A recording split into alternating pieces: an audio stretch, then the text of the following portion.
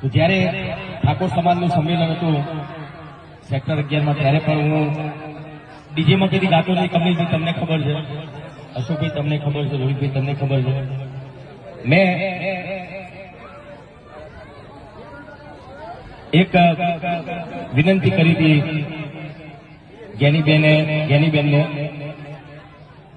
તો જ્ઞાનીબેન એવું કહેતા હતા કે ભાઈ મેં બંધારણ નહીં ઘડ્યું, પણ બોલ્યા તો તમે ને પેલા આગળ તો તમે આવ્યા હતા ને, તમે બોલ્યા હતા ને.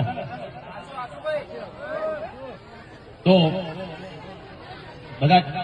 બનાસકાંઠાના ઠાકોર સમાજના જે આગેવાનોએ બધું બંધારણ કર્યું છે, બરાબર છે, બંધારણ કર્યું.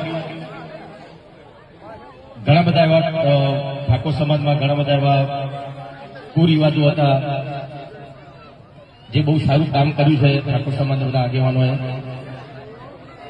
પણ એના લીધે ડીજેના જે કલાકારો હતા બનાસકાંઠામાં બિચારા ઘેર બેસી ગયા. અને જે આગેવાનો બંધારણ કર્યું એ લોકોને ખબર નહીં ડીજે એટલે હું.